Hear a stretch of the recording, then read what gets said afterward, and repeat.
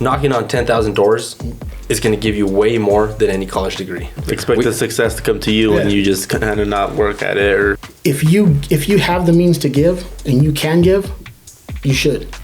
But when you can give and you take, you shouldn't. And I see a lot of that, and I'm so against that because I don't think you should. When you can give and you take, I think that's wrong. Yeah.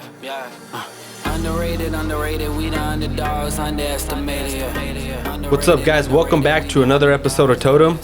Like always, of course, I'm your host, Monico Carrillo. But like always, of course, we got Erick with us. How's it going, guys? Yeah, I'm Erick Carrillo. I'm your other co-host. And just remember, guys, that we're on YouTube and Spotify. So whichever platform you're on, you'll be sure to find us. If you guys like the conversations that we keep having with people, if you guys want us to keep bringing on more guests, just make sure to give the video a thumbs up and hit that subscribe button, and then hit the bell to be notified every single time we got a new episode up. And the only fee we have here is to just share it with one other person. So if we bring you value, if you like the conversations we're having, just share it with one other person. And like always, our motto here on the podcast is an act of rebellion is to question. Cool. Yeah, so we got an important guest today. We got a little surprise for you guys today. But Juan, welcome to the show. Thanks for having me, man. Yeah, no, thanks for being here. So today, I mean, if you guys know Juan, what his industry is, we're gonna start it off with the shot here, with the complimentary shot he brought along. Yeah. So what is this? So always my go-to, man. I'm a huge tequila guy. So whiskey and tequila is the hot things in our industry right now at our store.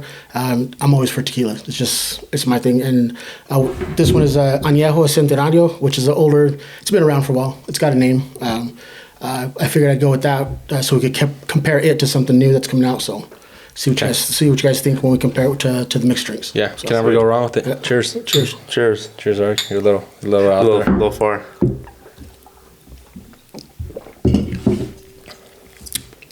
It's good. It's pretty good. You can never go wrong with Centenario. Yep. Cool. So if you want to take now that we got it settled in, if you want to take a couple minutes, tell people who you are, a little bit about you, people that don't know you. All right. Well, born and raised Fort Morgan. All my family's from there. So went to school there, graduated from Fort Morgan. We've been 30 plus years in the liquor store. My mom and dad bought the liquor store from a lady that was local in town also. It's kind of weird how it kind of went down. The house that they currently live in, we had just bought the house. We're actually just getting moving in, cleaning up the yard, doing cleanup stuff, and our realtor at the time, the guy that my parents work with for real estate, pulls up to the driveway, walks in, and asked my mom and dad, "Hey, you want to buy a business that's 2 blocks away?" And it's just kind of how it went down. And we walked in the store. My dad said yes, and it was kind of old school business then. It was the handshake and the promise, and then the paperwork comes and you do it that way. So start from there. At the time, my dad was working also. He used to work at the truss plant. I don't know if you guys remember. There's a truss plant outside of Morgan there by the truck the port of entry there with semi stop. Okay. There's a little more about a mile down the road. There's a big red building. It used to be Home Components. Oh, okay. Yeah, I don't remember. So that's where my dad was working at the time when they bought the store. So he was working there and the store. I mean, my dad, pretty hard worker, is old school Mexican dad. Work from the time you wake up to the time you go to bed. So he was, working there till 3, 4 o'clock in the afternoon, and then come and put the hours in at the store till 10, 11, midnight, those type of things. And then my mom also helped him at the time because I wasn't old enough to work there. Pretty much just breaking down boxes. I was in middle school. I was in middle school when they got it. So how long has it been under like in your guys' family? About 30 plus. But I think this might be the 31, 32 years. I think this year. Okay, somewhere right there. Yes. So just went from there, man, and then just went. Once I graduated high school, I went to college to Denver for a little bit. I did some graphic art design, did some business and stuff like that. Came back home. Ended up coming back home because I just didn't always come back to Morgan, I guess, after you leave the town. Did that and finished a little bit more college here at the MCC. And then once I was 21, I was able to help my folks out. So that whole time were you kind of like waiting it out a little bit till you're old enough to be able to work in that? Or were you actually looking for like other stuff, see what you wanted to do? I think growing up, it's always, I see it now because I have a little boy. And I don't know if you guys got kids or maybe... Yeah, I got 2 kids, yeah. you always tell you don't want your kids to do the same thing that you're doing. Yeah. You always want them to better themselves. And I think that was my folks' plan. I mean, it wasn't their plan for me to have to come back to the store. And I didn't have to. I came back. I wanted to. I'm good at it. I like the industry. I like the store. And I came back 2 different times. Like the first time I ran it for 10 years. And then I decided to go out and get a job. I worked at the power plant for Savage. My brother works out there, so I worked with him. I worked at Leprino for a little bit. And then I came back to the store because my mom and dad got sick and they had some health issues, and my dad couldn't be there, and my mom, it's too much for my mom to do. So that's why I'm back this last time. I've been here now going on 4 years. I come back to help them. So. Okay, no, that's cool. And all the families work there. All my brothers and my sisters. I mean, all of us have worked there. So. How was it though? Like coming into, like your family coming into this business when you're like in middle school? Because like usually middle school is kind of like when people are starting to be like, oh, let's get the alcohol or whatever. Were you the go-to guy now? They're like, hey, Juan, No, but I wasn't the go-to guy, but I was the when anybody got in trouble for it, I was the go-to to get the finger pointed at. That was like, it was him probably. They got it from that guy. So. It has to be that guy. Yeah. So that was the biggest thing, and that was the biggest thing my mom always told me too. She said, steer clear from that when there's that, because they're going to point the finger at you because it's going to be the easy way. Yeah, exactly. So but it wasn't too bad. I mean, we made it through. So. Cool. So also too, I mean, we didn't let the people know what we're having here. So we're having what do you say? What do you call these? So everybody calls them different. So it's a paloma, which we drink it with squirt and tequila. Sometimes if you add Vida Sanchez, it's Vampiro. That's how my sister makes them. So which would make it like a red tint to it. But this one, the reason I picked Fresca and not Squirt is because these ready-to-drinks that just came out not too long ago, they're already pre-made. So it's pre-made tequila and pop already. So I don't know what tequila they use, to be honest. We'll find out. Yeah, I'm not sure if it's a silver añejo or reposado, but it's already a pre-made drink. So I pre-made it with the Squirt and tequila the way that I would make it at home. Okay. Yeah. So we're gonna do some testing here. We're gonna let the people know which one's good. What's coming up. But so like with what you guys do, you guys are in the liquor business. Is there a certain time that there's like certain products are hotter than others? Like in the summer, is it more beer or is it more mixed drinks or like now it's getting towards winter? Is there something like that changes? Do you like waves? Oh yeah, it definitely changes. The beers kind of fall off. A lot of people switch to during the wintertime when it comes to beer. They'll still have your regulars. I mean, you're still going to drink your regular beer, your Coronas or Modelos, Bud Light, things like that. But you see a lot of people in the colder months, winter times, they switch to craft beer, which is a specialty beer. And then they still sell in the summertime also, but it's more like seems like a winter type of beer for some people. But then a lot of people switch to wine, start drinking wine, and then a lot of people start drinking liquor in the wintertime too. So. Beer time is summer to springtime. Yeah. So I'm gonna just be like honest with you. Like when it comes to like tequila, whiskey, rums, and stuff like that, I don't know the difference. Right. I'm not like schooled in that, so I don't know if you can give us like a little bit of a breakdown of what's the difference between each. We just know you drink some more and you get fucked up, but pretty much. But it's like the breakdown because there's whiskey and then there's bourbon. It's like. Me, I'm just like, dude, I don't know. As long as it tastes good and it's cold. Yeah, and I think a lot of people, that's where they get the... I mean, and a lot of these is just my opinion, the way I feel, how I think, and I see things and how the industry is and how it was. I don't think liquor was put there to be abused.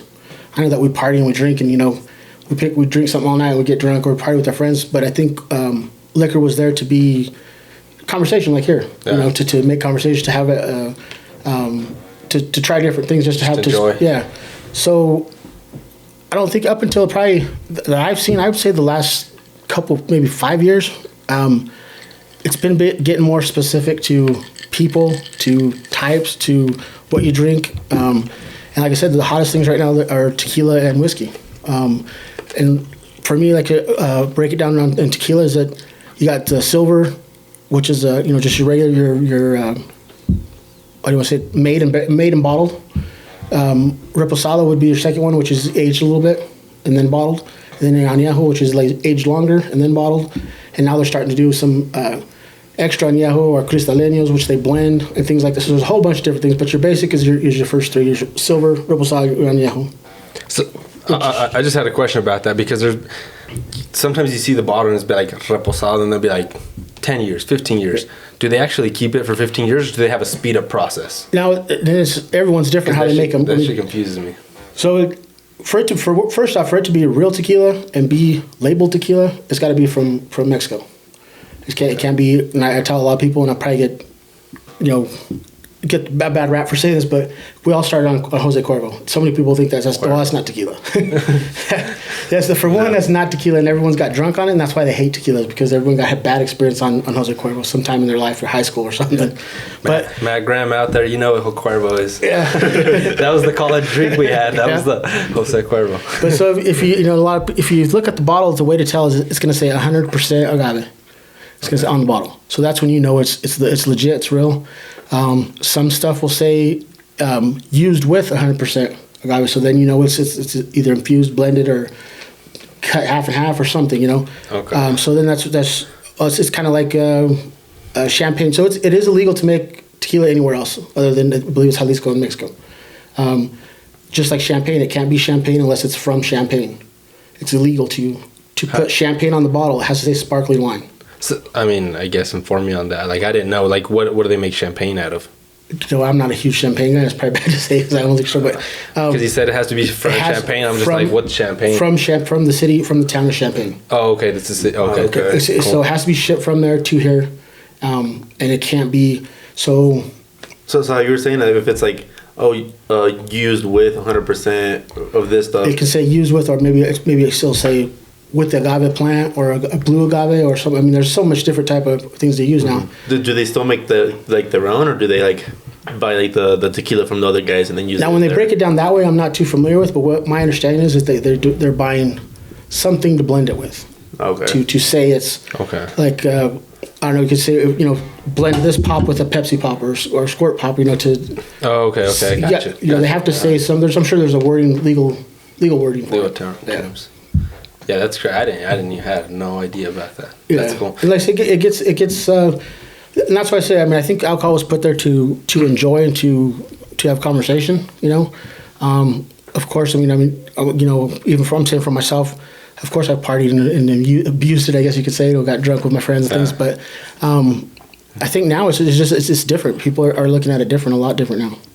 I think that's interesting because I think now we kind of view it as like a little different because we're older and stuff. Yeah. But then when you're like in high school and stuff, like, let's be honest with ourselves, you go out and just drink and party and just. That means you're getting older, right? Because when you're young, you're like, give me the Mad Dog, give me the cheap one. True. The Boone's Farm. Yeah. But I think that just comes with getting older and with like the time, because like I remember when I was like in high school, you wanted to just be constantly out there partying, drinking and stuff, and now it's like you're overage, and I was like, I don't want it. You think about what you think about it a little bit more, and then like that's when you kind of start experimenting it and start enjoying it rather than just drinking it to get fucked up. Yep. Yeah, that's how I am. Like, if I'm gonna have a drink now, I'm just like, okay, because I drink a lot of stuff. Like, I like whiskey or bourbons on the rocks, so I'm just like, I want a good one, because if I get a cheap one, it's probably not gonna be that great, Yeah. So I want a good one. And I guess I'm getting too old. I guess. And when you say that, I just told a guy today before I was on my way over here. I've tasted tequilas and whiskeys that are $200, $300, and I've tasted a $20 bottle that tastes just as good or better. Yeah. So it's a lot of preference, man. There's so much out there, and I tell my folks too when we bring stuff in the store. I said, it's out there on the market. It costs a lot to get something on the market to put it on our shelf. So there has to be someone that likes it. Yeah. There's a market for it. Yeah. Yes, but there has to be someone, because it costs a lot of money to get it on the shelves. For the person that made it to get it on my shelf. Yeah. So I kind of like that. I kind of want to hit on it what you're talking about, because marketing is what I do. Yeah. That's what Erick does, the video production. So marketing is what I do. And you said like that's out there in the market and they want it. So like, kind of how was your kind of learning about stuff like the market wants this, they want this? Were you just kind of like they say like college smart, street smart? Did you pretty much just get street smart? Because me, it's more like street smart. You start learning. They say if you knocking on 10,000 doors is going to give you way more than any college degree. Yep. So it's like, how has your experience? How have you learned your stuff like marketing? So through high school, starting in high school, and I was a sophomore in high school. for the longest time, even before that, I begged my parents to buy me a DJ setup, because I wanted to be a DJ. So finally, my sophomore year, my parents were hauling me like to the bars, to weddings and stuff, to set my stuff up and DJ for parties. Okay. So for 17 years, I DJ'd. So I kind of took that, what I was doing at that time, mixed it up with what my parents did, and kind of said, okay, if they're drinking at the bar and they like it, well, they're going to come and look for it, So that's kind of where I started. Okay. I kind of put two together. And then obviously, your friends, your parties you go to and things like that. And it just kind of grew from there. I mean, I did some business in school. I did, I always watched a little bit of the market, studied some real estate, how the market works there. I do so all my ads and stuff that I do online on my Facebook, I make those all myself. So I did a little bit of everything, I guess you could say. So kind of just threw it at the wall, see if it worked. Yeah, and you just start. I guess that's the cool thing about a business. I guess the market's going to tell you if it works. So you kind of just start doing this. That didn't work. You adjust. And there's always books on it. I mean, there's always tell you what this demographic or these people. I mean, then you kind of switch it to what our town has, the diversity in our town, and what they would drink or what they would buy. So I think there's never a set in stone what you should do because there's too many variables and what can happen. Yeah. So I'm just curious. Did you? Because you said you went to college and stuff. Did you end up graduating, or did you just wait until? I didn't finish college. It was one of my bad things, one of my flaws. But I studied a lot of different things. I learned more in college than I did high school. I didn't think I was going to go to college when I was in high school. I was just going to go to work. And but after high school, I went to I did a little graphic arts design. So that's kind of where when I put my ads together and stuff, kind of where it comes from. Because I did computer arts and graphics. So. Oh, okay. Yeah.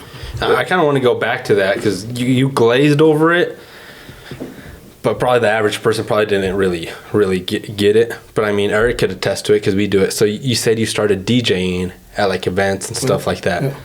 Me and Eric, we do a lot. It's a video production, video production marketing company. We do a lot of events too, and you see the DJs, and then me and Eric sometimes, if you're the DJ out there, you know who you are. There's the DJs out there, you're just like, man, change the fucking song. Like the audience isn't being able to see it, and I think that's an attribute like that you probably have that others don't. That's like you read the audience, and now it transfers into business. You read the audience like shit. No one's dancing. I better change the song. So like now, like with business, you're like, okay, no one's buying. Nobody liked that. Okay, let me switch these ads up. Let me switch the marketing up. Because you kind of glazed over it. I mean, that's. Maybe I'm just weird because I'm in marketing, but that's what I got out of it. And I think a lot of people, even the guys. So I had friends. Let me put it this way: I had friends that were DJs. Okay. I was paid to party, paid to eat, a paid jukebox. Okay. Now, going back to what you said, read the crowd. Well, that's how I learned to read the crowd. And it was. I mean, a lot of these DJs think, oh, they're going to play the top 40 that's on the radio. Well, you know what? People aren't going to dance to top 40. They want to dance to the top 40 10 years ago. Yeah. Mm-hmm. And it's still like that. That if any bar you go to, you might hear today's song, but you're going to hear. I guarantee you're going to hear at least half the songs they played came out. It's going to bring back memories. They're going to go. Yep. Yeah. And in the 90s, the 2000s. I mean, because that's the stuff that hits. And the stuff that stays in every bar and every dance club. I mean, I'll argue that with anybody because I don't think you can play the top 40s of today and have everybody entertained on the dance floor. Because you play that old song, though, from the 90s or 2000s, you're going to get everybody on the dance floor. You get the people with the flashbacks, and they're like, oh, hell yeah, like, let's go. It's just like when you play electric slide, you're going to get every woman on the dance floor, and they're going to dance to it. You can play it 10 times, they're going to dance to it 10 times. Eric knows about all the electric slides, huh? Electric slides, Cabello Dorado. Cabello Dorado, the Mexican ones. Yep, there you go. Yeah. The Dougie, they put it out on it. I mean, Eric knows all about them at these events we do. Yeah. We just kind of look at each other like, oh, here we go. Yep. We're in for like 20 minutes and it's always like at the same time. Yep. Like when if they have like a live band or whatever, it's like whenever they take a break, boom, those songs go, and everybody dances. Everybody, yeah. So yeah, I mean that's kind of where. And then also I worked in the for about 5-6 years. I worked in the car industry. I was a salesman I sold cars for a while, and then I was a finance manager. And a guy at that time that I worked for, two guys, one that's still a friend of mine, and another guy, always tell me, if you can't feel out the customer 3 to 5 seconds from saying hello and the handshake, if you don't know if he's having a bad day or if he's with his wife, which one of the two are buyers, which is always the wife, if you can't fill him out in the first 5 seconds of the meet and greet, I mean, you're going to lose him. So anybody that comes into the store, I mean, you got to know, all right, this dude's having a bad day or something. He's probably gonna look at hitting hard, or and who knows what their bad day is? Could be with their lady, could be at work. Everything. Yeah. But if you can't read a customer from the time that you meet them, you're probably gonna lose a sale. Yeah. That's so true, because I tell Eric about that too, and it's like, because like you said, a construction guy comes in, like it's Friday, he's beat up, he's tired from work, he's like, dude, he's gonna get down, Yeah, he's gonna get down. He's tired. He just wants something. Yep. That's actually. So you said you like at 21 you came back to work with your parents' store. So did you do that for a little bit and then went like into the cars, or did you do it kind of like on the side? Well, I started in the car business at 19. Okay. I went to college for about a year. It was about a year, a little over a year. I went to college. I went to Denver. Then I came back, worked in the car business for a while. Like I said, I was on the sales floor, and I loved the sales floor. I mean, the sales. I like commission work, because I think when you do commission work, you make your own paycheck. If you're hungry, You're not capped, yeah. I mean, if you're hungry and you want money, you're gonna make it. You're gonna find a way. Yeah. So I like commission work. You make your own paycheck. So I did that for a while. I had my dad and I had our own car lot for a while, just a little used car lot. I did wholesale in cars for a while, and then so during that time, so kind of people are gonna ask, well, how'd you have the store there? Well, during that time that I was doing that, we had sold the store. My parents had sold the store, but we were still, our hands were tied in the store because my parents owned property and owned the business because they financed the business. The car? The liquor store. The liquor store. Okay. So during the time I was selling cars, we weren't in the liquor business. Oh, okay. So for that little short period, I don't know, I can't remember the exact time, a few years, but we ended up with the store back in our possession, 100%. And at that time, my parents, they said, well, it's up to you, whatever you want to do. I was old enough then, and that's when we got the store back. So it was actually in November. I want to say it was like the 11th or 12th of November. I don't remember what year it was, but I always remember because it was a month and week of my birthday. So it was right around there. So my birthday was on the 17th. But so we got the store back, and then that's when I helped him out. I worked it for 10 years and then went and did my own thing. And then I came back. Like I said, I've been back now going on 4 years helping my parents back this time. Okay, you got me. So it's kind of confusing, but no, you got it. It kind of fills in the gaps. I just process. I just sit there and process. So your parents had the store and then sold it and then got it back. So we had the store while I was under the age of 21. Let's put it that way. They sold it. They sold it to some people, and the people that had it I don't know the exacts, but it just came back up for sale. Well, at the time, since we were still owners of the store because they still owed us money. Okay. We had it was called first right of refusal in real estate. So you got first. If I say I don't want it, then I sign a paper and it goes to whoever wants to buy it. Well, at that time I was like, well, this is kind of the perfect opportunity. So, I told my dad, I said, well, let's do it. And they thought I was crazy, man. The business was ran down a little bit. I mean, it was nothing compared to what's going on now. I mean, it was ran down for a little bit. We ran it for a year, and my parents, they put a lot of money into it, getting it back. I mean, a lot of their money, a lot of their savings, stuff what they had put back. And time. Yeah. That's more important. Time. And I think time's never paid back, no matter what price you put on it. But so it got around to a year and a half after we had it, and they just thought I was crazy, dude. They're like, it's not gonna work. You gotta just throw the towel. It's not gonna work. I told them, give me one more year. So that year, I hit it hard, dude. I mean, I threw everything I had at it. I was DJing parties for free. I was doing promos for free. I was working like crazy, dude. Weekends, I'd be surprised if I even sat down on the weekends. Yeah. I was DJing Friday and Saturday night at the bars, private events, and I was doing all this for free. And then for the first 5 years that we had the business, that we were trying to build it back up, I mean, we all worked for free. Yeah. Not to say we starved or nothing. I mean, obviously, we didn't go broke and starve, but we worked for free, man. I didn't see a paycheck for a long time. And I think a lot of people don't understand that when you come to business, too, is that when you start something, dude, it's not going to work, dude. Regardless of your good idea, it's not going to work for the first year, 2 years. It might not work at all. Yeah. And but it's not going to work in the beginning. I don't care what business you start, it doesn't work in the beginning. No, that's actually... You just kind of tied it back into kind of what I want to ask you. Like, you're saying you love commission jobs because it goes to... you put your own... The only person that can limit yourself is you. Exactly. Because it's...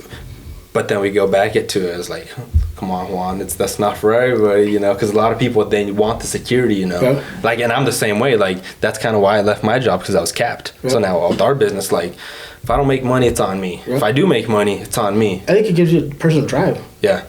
Yeah, but and then you kind of...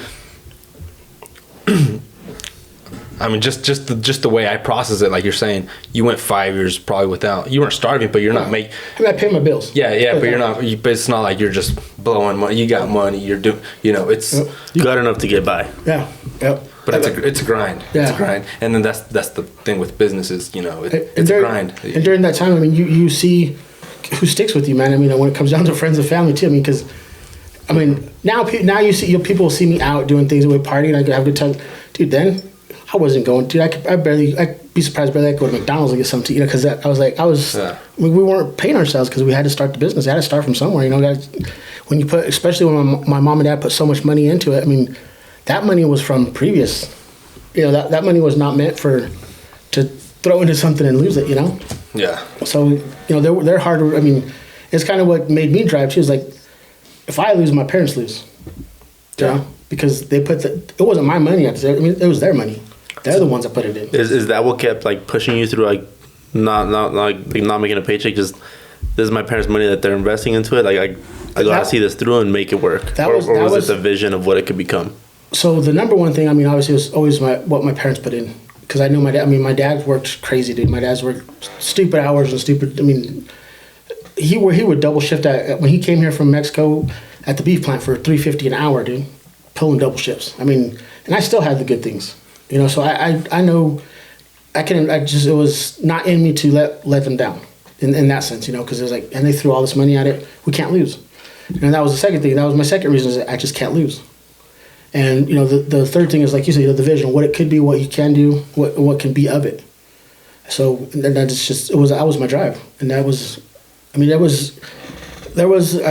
remember a time there was my parents who told me, like, all right, we're starting to level out now. You need to go do something. You know, you need to go, just go get out of here. Just go somewhere. Because we were working, you know, we open at 9 o'clock in the morning, closing at midnight at that time, because our hours are different now after COVID and all that, but working from 9 in the morning to midnight and then staying for 2-3 hours to stock bear. Because at the time, you can't hire nobody, man. You just got to do it yourself. Yeah, exactly. Son, how was that process like when he tells you go somewhere? Like, were you pretty much like, hey, no, I kind of like this? Or were you just like, yeah, you know what? In a way, I was like, damn, it's to like relief. But then, it was like, you just can't leave. Because, I mean, when you own your own business or you work for, like I said, I mean, it's a family business. My business will always be my mom and dad's business, because they're the ones that put forth the money first and foremost, and the effort, and believed in us to do it, and everybody in the family that's worked there. But when you own a business, you don't want to leave it. It's your baby. It's not. Don't get me wrong. I mean, there's times, even in recently, we'll get to that probably, but I do want time off, and I do take it. But then again, you think, okay, you're being selfish. Should you leave the business? I mean, but in my situation, I'm very fortunate enough that my dad knows the business just as good, so he's always there.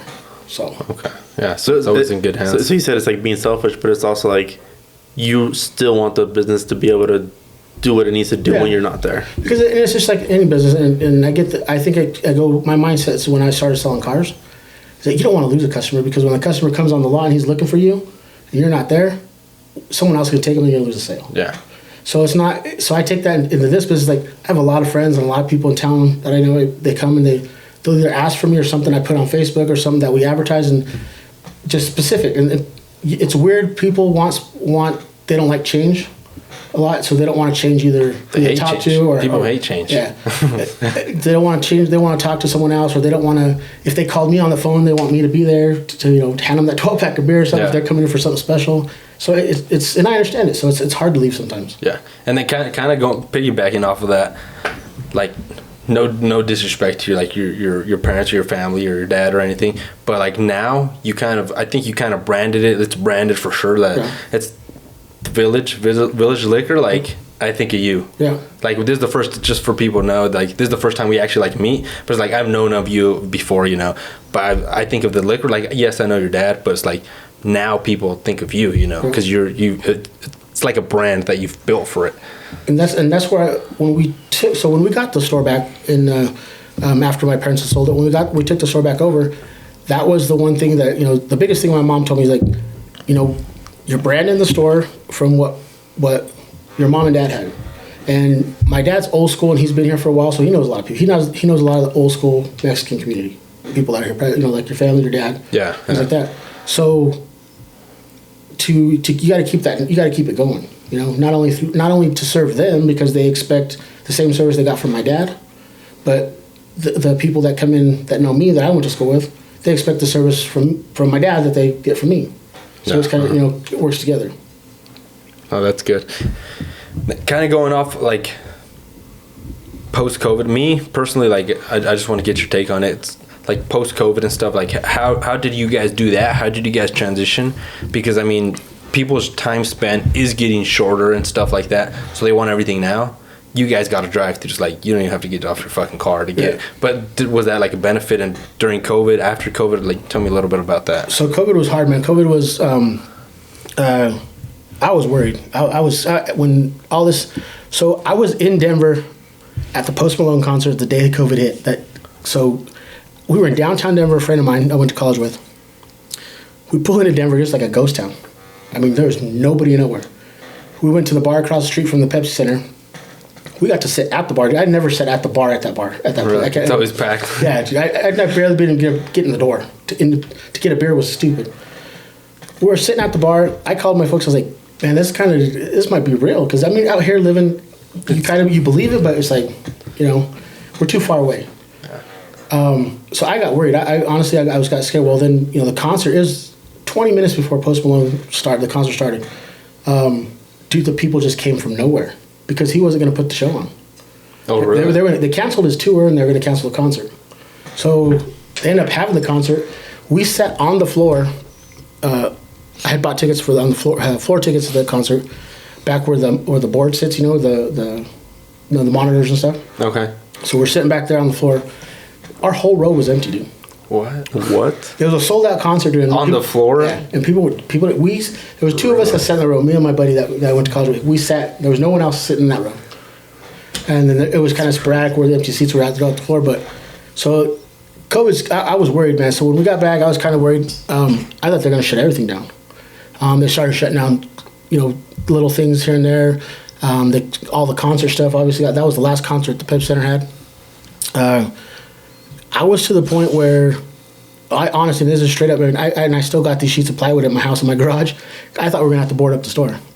And at that time, I mean, things were starting to get scarce. People were going crazy with toilet paper. I don't know why. Yeah. That was the first thing to go. Before water, toilet paper was the first thing. But it sounds funny, but if you guys go back fucking 2020, June, or, April 2020, like, dude, shit was getting crazy. Yeah. What just floors me, like toilet paper was the first priority over water. It just floors me what I don't know what the deal was. Yeah. They were talking in the industry. They were talking, they're going to shut you down. It's going to shut down. The only thing that was going to save us at the time was because of the drive up, because you weren't in direct contact. You were and you weren't. Yeah. They did make us. We made the decision to close the doors at certain times of the day and certain days because you couldn't have so many people. You could only have I think it was 6 people per so many square feet of walking space in our store. And our store, I mean, if you go in our store, it's pretty small because we have a lot of stuff in there. Yeah. So we decided just make it drive up. So and then at that time too, also if I told people if you have an order you want, call me, text me. I'll let people know when I'm in the store. I'll have it ready. I'll take it out to the car. Put it in your trunk or whatever. So, because it was the direct contact as well as the problem. Yeah. Mm-hmm. So that was happening. So health department started getting iffy about things, how things were ran, how things were done. And it's like, man, and I told one of the guys straight up, I said, and it's bad to say, but you're going to have more people in the hospital knocking on those doors that are going to be alcohol independent or not dependent about, the ones that are dependent on alcohol than you are for COVID. Yeah, it's bad to say, but it's the truth. Yeah, it's the truth. I mean, it's a drug. It's an addictive drug. So even that scared me. I was like, man, then you're gonna have people wanting to do like breaking in, stealing. And we had some people starting to steal during that time. Really? Yeah, because people weren't working. Everybody was at home. That's true. So it was rough. Well, then after a few weeks, we got a couple scares here and there. Someone put on social media that they were going to close down. I don't know exactly how it hit, but dude, it went crazy. People were lining up at liquor stores in Denver. I don't know if you remember, they were lining up like around the block to get into it. They're going to close down everything, and people are like you said, they need it. Let me go stock up before they actually close down. And I remember that day because I was at the store. I locked the doors and I told my dad, I said, we better at least have 3 people here because I don't know what's going to happen. It's on the news. First it went, I think it was on Facebook. Then it started just going flooding from there. So there's 4 of us in the store, and we honestly it was hard to keep up. Really? Yeah, to keep the beer because people were scared. I mean, I didn't know what answer to tell them. I didn't know. I thought it was fake, But were they just like trying to buy stuff, or were they trying to be like, hey man? Well, they wanted to buy beer because they thought beer was the big thing. I mean, people were buying alcohol too, but beer was the big thing because they didn't know if they were going to get beer in the next 2-3 days, maybe a week. So everyone was buying a lot of beer. I mean, we were just selling 30 packs of Busch Light, like those big packages. Yeah. Get crazy. Like, damn. Were you guys considered like an essential business? So then, a few weeks down, they put us on as there was another word for that. It was something essential. There was a word for it that was above. Because there was like essential businesses and like essential workers, and it was a necessity essential or something like that. It was something is what they put us at, and so once everything kind of got leveled out on the COVID deal, I will say, and you hate to say you had great business over something that a pandemic that was bad, I guess, but business was good, dude. And it was great. I'm not gonna say I didn't like it, but it also, I mean, if those who know me, if you know me a lot, I mean, a lot of my friends, it sucked because I hated seeing my other friends not have business. Yeah. So it was, great that we did good business, but I hated seeing others because some people closed, man. Some people took it hard. Yeah. The bars took it hard. I mean, if the bars don't sell my product, it's hard for me to sell someone off the street the product. Because if you look at our industry, I mean, you go to the bar and you go party and you have a new drink, you like the drink, you're going to come to the store. You're going to go buy it. Right? Mm-hmm. So, it was kind of hard because if the bar's not pushing it, it's hard for me to push it. Yeah, that's true. Especially on the new stuff that's coming on the market, things like that. So yeah. Well, that's good. We're out of that. Hopefully, I mean that was great though that you were able to adjust. But my thought behind it was like, you had a drive-through. So I mean, in times like that, I mean, I think when it started getting real serious, that was the only thing that was going to hold us. Yeah, that's what I'm saying. There was 2 stores in town that were the only ones going to be able to take care of it, to handle it, and we were lucky because now, my understanding now you can't even have a liquor store with a drive-up. So we're kind of grandfathered in that issue. Oh, you can't put one in? Really? That how I read it and how I know it. I could be wrong, could be completely wrong, but I don't think you can have drive-up store anymore. Okay. But since you guys were before, you guys... Yeah. Okay. Yeah. I mean, that's one thing that sets you apart from like other liquor stores here in town is that like you guys have a drive-through, so people don't even have to get off the car to just... It's 75% of our business. Really? I would say a good 75, yeah. Because too, I'm maybe wrong on stats, but it's like you go to a liquor store, you're not going to drive to a liquor store and be like, let me see what I can get. Right. You're going to be like, I'm going to go get a 12-pack of Bud Light. Yep. And if it's easy like that, yeah, they just go to drive up. So that's what I'm saying. Yep. It'll be like drive up. So drive up doesn't matter because you can just kind of just show up and and do that. So that now with like, I don't know what your thoughts are on if you see stuff, how much stuff you're like, the news and stuff. Markets shifting. Are you like, do you think it will affect your business in any way or like negatively? Because you see everything, stocks, businesses, everything taking a hit. People work less; they have less money to spend. What? It's definitely going to affect the business. Unless you modernize and you keep up with times, I mean, it's going to hurt you. Out here, it takes time for it to hit. I mean, even I would say, actually probably from here in Wiggins, to the state line that way. It takes time for a new product even to hit our shelves that's already come out in Denver. So even the effects of business, it takes time. So it's going to affect the business. It's going to affect businesses. Who and how it affects, probably, I'm sure it's going to be different. But over time, I mean, if you don't modernize and you don't keep up with times and you don't make the switches, it's going to be hard. So it's pretty much no matter how the economy is doing, how the market's doing, if you don't get with the program and modernize yourself into like what's going on now, you're not going to succeed. Yes and no. I mean, if you don't, because especially in our, I mean, we're a mom and pop shop. We're not the big box store, so we have to we look for business. Okay, and you know, like we talked earlier, at Walmart, Safeway, the big box stores, Sam's, they market. I know they market and they advertise and do things like that. But if you think about it, us as a customer, we have to go to Safeway. We have to go to Walmart. Now, you don't have to, but you need. I mean, you pretty much have to because how are you gonna get your food? You know, it's things like that. So they don't need customers. I do if I want to stay alive. So you don't modernize and keep up with times. It's gonna kill you, man. It's gonna hurt you. And with the things that are coming up now, it's gonna hurt.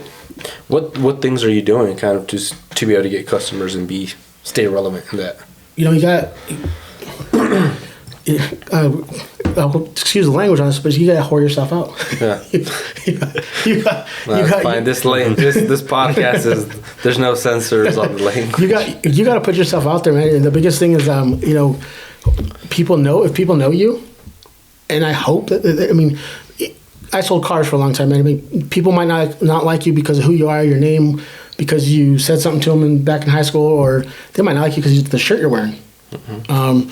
Nowadays, they don't like you because of what church you go to or what color you are. Because I mean, racism's always there. They don't like you because you're what politics you side with. I mean, there's so many things that they don't like you for. I mean, it's hard but you got to put yourself out there. In our small community, in a small town, you got to just put yourself out there and be known that, you know, you're there. You know, you'll service people any way you can. The squeaky wheel gets the grease. Yeah. So it's like, if nobody. Me and Erick talk about it. If nobody knows you, nobody pays you. Yeah. And so it's fucked up, but that's what it comes down to. Like, if nobody knows you, like, you can't just have a business and unlock the door and think that people are gonna walk in. Yeah. It don't work that way. Mm-hmm. Yeah, and it's. I mean, it's kind of complicated, but yeah, it's like.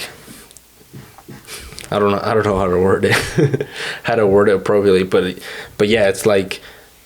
It's hard just to like sit there and just expect people to come in when the times are changing and all this, and expect the success to come to you and you just kind of not work at it or having to do anything. In any business, man, it doesn't, especially in small towns, it don't work that way. I mean, and a lot of it goes back to what, you know, the old saying, who you know. I mean, dude, in little towns and small towns, you got to know people, man, if you want to make it, because they're going to help you. They're going to give you that boost. I mean, I try to do as much as I can.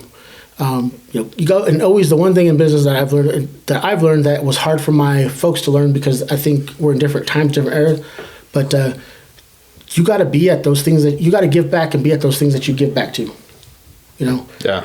And also I see a lot, and I try to teach my son this. I mean, if you have the means to give and you can give, you should. But when you can give and you take, you shouldn't. And I see a lot of that, and I'm so against that, because I don't think you should. When you can give and you take, I think that's wrong.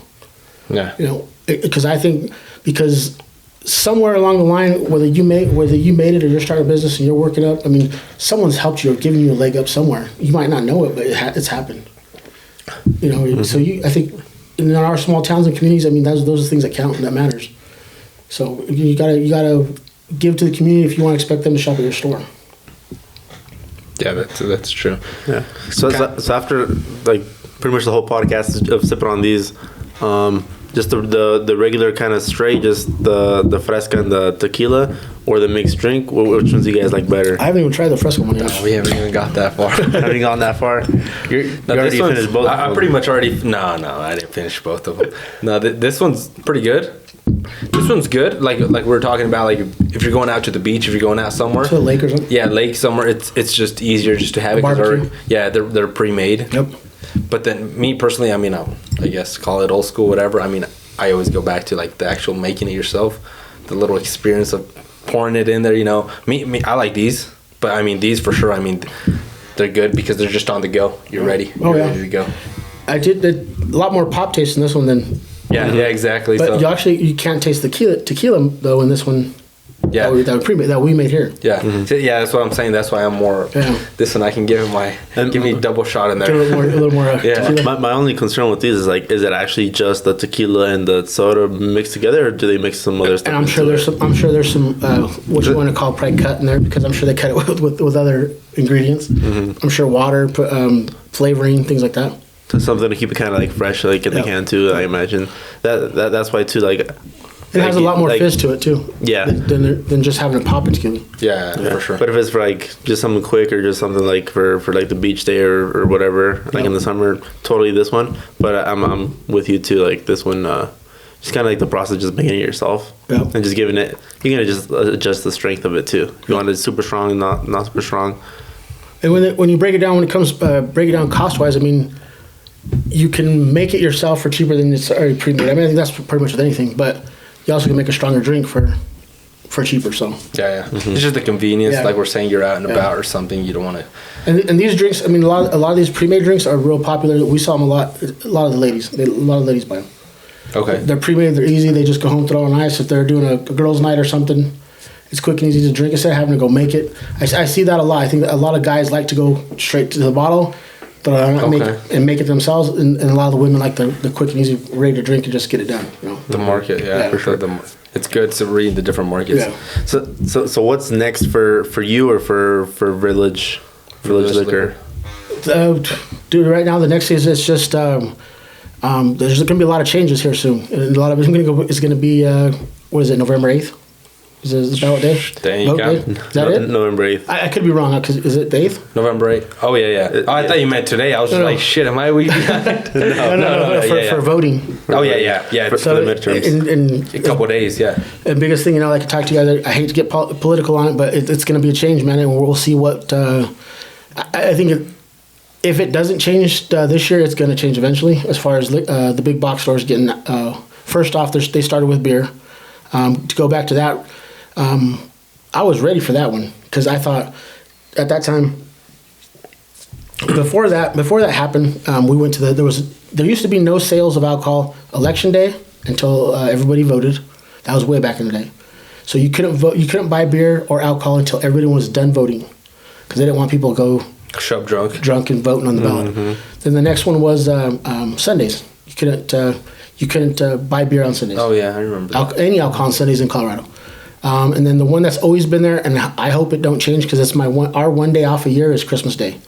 So out of all the whole year, the only day that we get off completely is Christmas Day because that's against the law to open that day. So now the stores have been selling beer now for a few years. I was all ready for that one. I thought it was going to be some good competition because I put some people on the same playing field, on the level of the other stores. So it did and it didn't. What I didn't like about that one is that. So Village Liquor is considered obviously one store because we got one store. Well, Safeway, Walmart are considered one store, but how many stores they got in Colorado? Yeah. Okay, so, and this is what kills it. I mean, the big box stores are trying to kill the mom and pop store that they started at because I have to house all the beer I buy on deal. They don't because Walmart's considered one store.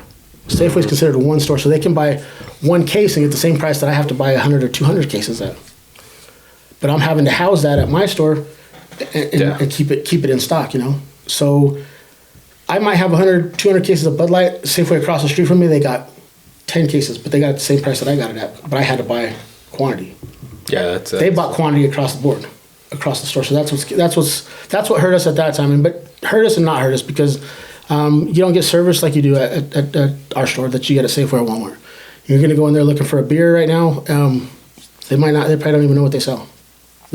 It's not that they don't educate their employees, and I think that's the business. It's not the employees that work there. I think it's the business's fault. Yeah. So it's Safeway's fault, Walmart's fault that they don't educate the employees of what they're selling. Now they're doing the wine. Now what's up on the ballot is for them to sell wine, and the next thing's going to be tequila and whiskey and that stuff. So I'm sure that'll come down the road. But if one thing is approved, then the next things are going to be much easier to get approved. Yep. So the wine thing is what's on the ballot right now, and I think that's what's going to change a lot of the market. Definitely changed in the Front Range in the bigger cities, which again I think it takes time for it to change out here. But I don't know. I don't know how to see it. Yeah. So where can people find you? If I find you or find your guys' business. Mm-hmm. Oh, business. Right now I got 2 Facebook pages, which is funny. Is I got a personal and the business one. I think I sell more stuff on my personal than I do my business. And which I got, half the followers, but still, you would think people would gravitate more towards the business one than my personal one. But I always put some. I kind of push the envelope in my between all the stores, I'm the one that's on the edge. They always tell on me. I'll put it that way in the business. So in the local business. So I think that's probably why people follow my personal one than they do. Is that on Facebook? Yeah. Usually where people find Facebook, you. Yeah. Okay. Cool. Yeah. Perfect. That's cool. Go for it. No, I was gonna say we appreciate you like coming out here and taking time out of your busy day and schedule to come out here with us and bringing some drinks to kind of experiment on. Anytime we do have some drinks, but yeah. So do you have like? I mean, I don't want to put you on the spot, but do you have like some promotions or anything going on for people coming around the holidays, or like a certain drinks that you guys? So right now, I'm working on that right now. Hopefully, it's probably gonna be Monday before I get all our sales stuff out. But I'm building the ads right now. We're gonna have I'm gonna do some crazy sales. I'm gonna do some good sales this year on beer, tequila, whiskey, things like that. I got a lot of specialty stuff that I haven't put out there. I haven't told a lot of people out of. So if you're watching this, you'll know to ask me because I do have a lot of stuff I hold back. Stay tuned for that. Yeah, for sure. That's rare, hard to find. My mom does some awesome baskets. We're gonna do a bunch of gift baskets. She's the one that does that. It's going to be, and some of those baskets are going to have some rare stuff that you can't even find. Definitely some stuff that nobody has in town. So next week would be the week to watch for. I'm going to have a lot of stuff going out. Cool. A lot of stuff, I like to push the envelope, and I carry some stuff that nobody in town will carry. So hard to find, and new stuff that's coming out. No, that's great. Great stuff. Yeah, perfect. So once again, Juan, thank you for coming out, taking time out of your schedule for being with us. So guys, just like always, just like at the beginning I told you guys, make sure you subscribe to the channel. If you like the video, give it a thumbs up, and just remember our motto here on the podcast, that an act of rebellion is to question. Cool. Till next time, guys. Appreciate it. Thanks. Appreciate it, man. Perfect. Yeah. Cool.